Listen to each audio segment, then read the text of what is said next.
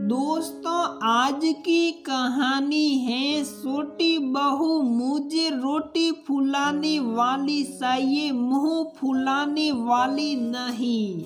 दोस्तों, कहानी शुरू करने से पहले अगर आपने हमारे चैनल को सब्सक्राइब नहीं किया है तो सब्सक्राइब कर लीजिए ताकि आपके पास पहुंचे हर नया वीडियो।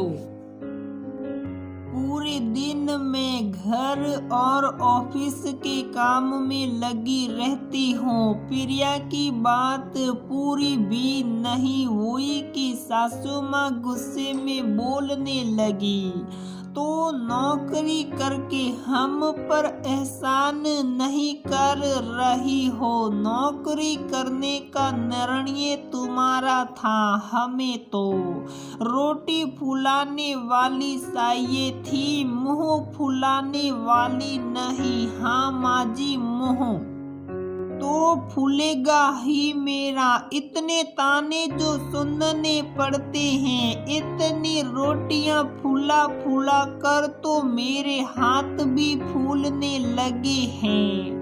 फूली रोटियों की गरम गरम भाप प्रिया के जवाब में साफ नजर आ रही थी। तो अब तू रोटियों का भी हिसाब किताब लगाएगी। तुझे पता है ना, सभी को गरम और फूली रोटियां पसंद हैं और एक समय का खाना भी तुझसे नहीं बनता। यदि घर और ऑफिस को एक साथ संभाल नहीं सकती तो एक को छोड़ दो। सासू माँ ने गुस्से में कहा। हाँ माँ जी, आपने बिल्कुल सही कहा। मैं केवल एक ही समय का खाना बनाती हूँ और वो भी केवल रात का। घर में आप, पापा जी, जेठ जेठानी, नंद और देवर सहित हम दोनों पति पत्नी भी रात को ही एक साथ खाना खाते हैं। इसलिए रात को ही सभी के लिए पूरी थाली बनती है। कहने को मैं एक ही समय का खाना बनाती हूँ क्योंकि हमारे यहाँ कोई नाश्ता तो करता नहीं। इसलिए सुबह सभी फल खाते हैं जिसकी जिम्मेदारी आपने ली हुई है। सभी को फल पकड़ा कर प्रिया ने व्यंग्य से सासू माँ की तरफ देखा तो गुस्से में उनकी आंखें लाल हो गई। इससे पहले वो प्रिया को कुछ और कहती, प्रिया ने जेठानी की तरफ देखा और दोपहर को सभी पुरुष दुकान पर जाते हैं। इसके लिए जेठानी जी सभी के लिए दाल और चावल, वो भी माइक्रोवेव कैसरोल में बनाकर दे देती हैं और सभी दुकान पर ही अपनी अपनी प्लेटों में खाते हैं और वही साफ करके रख देते हैं। इसलिए दोपहर को तो नाम मात्र के ही बर्तन होते हैं, लेकिन असली काम तो सुबह की चाय और रात के खाने का होता है। प्रिया की बात सुनकर जेठानी बगले झांकने लगी।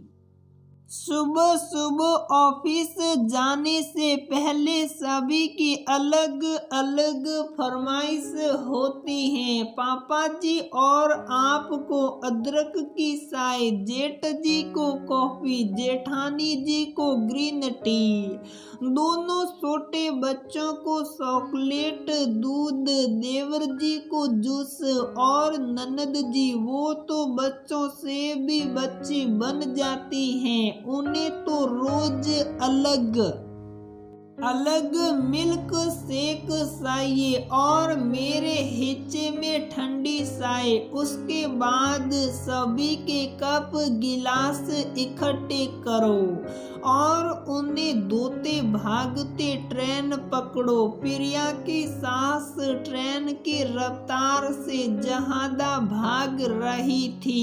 एक गिलास ठंडा पानी पीते हुए बोली, और यही सिलसिला शाम को भी रहता है। घर आते ही सीधा रसोई में घुसो। आटा गूंथने से लेकर सूखी और रचेदार सब्जी, रायता और सलाद और साथ में सभी को गरम गरम और फूली फूली रोटी चाहिए।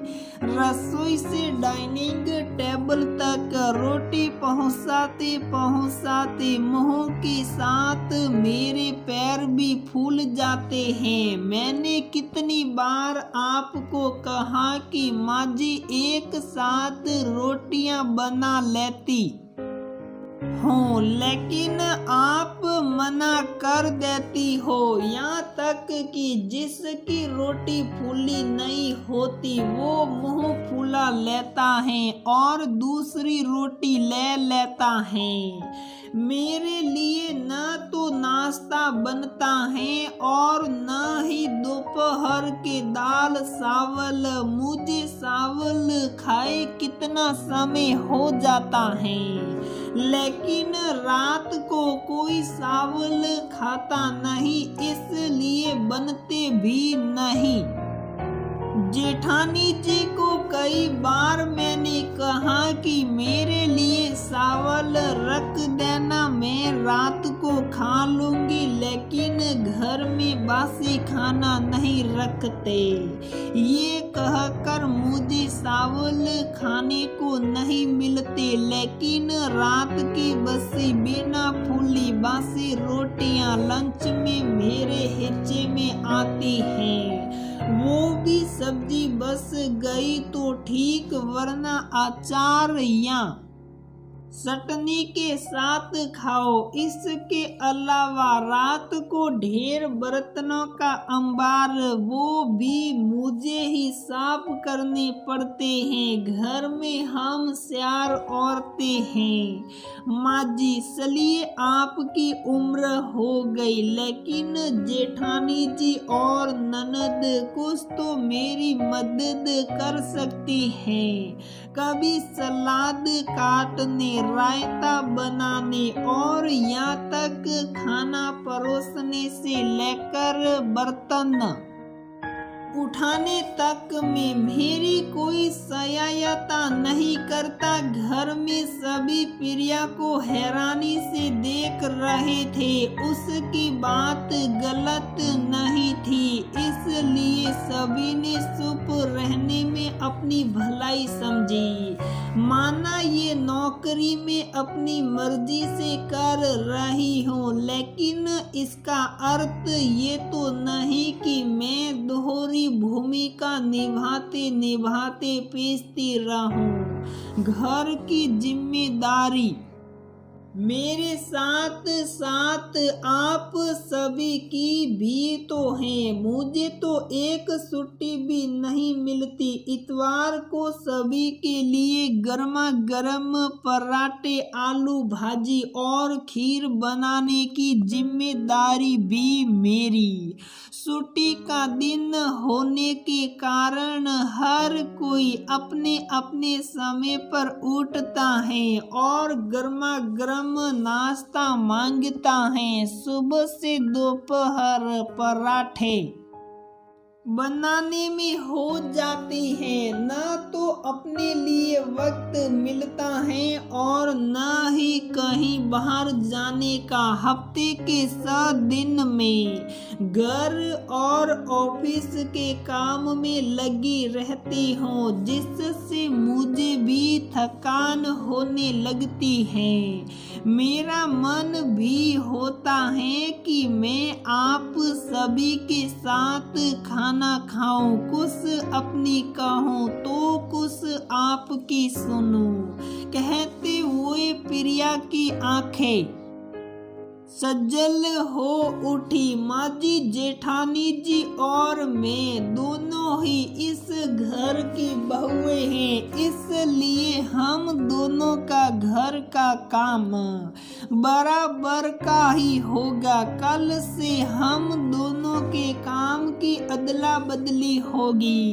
एक दिन मैं रात का खाना बनाऊंगी और एक दिन जेठानी जी, वो भी फूली फूली रोटियों के साथ, और कल लंच की मेरी बारी है, इसलिए दाल चावल स्पेशल कैसरोल में व्यंग्य करते हुए बनाकर रख जाऊंगी। इसी बहाने मुझे भी ताजा और स्पेशली दाल चावल खाने को मिलेगा। और रही बात इतवार के नाश्ते की, इस बार मैंने नाश्ता बनाया था, तो आने वाले इतवार को जेठानी जी आप नाश्ता बना लेना। लेकिन उस दिन मैं भी आराम से उठूंगी। अरे आप सब मुझे ऐसे क्यों देख रहे हैं? चलिए खाना खाइए।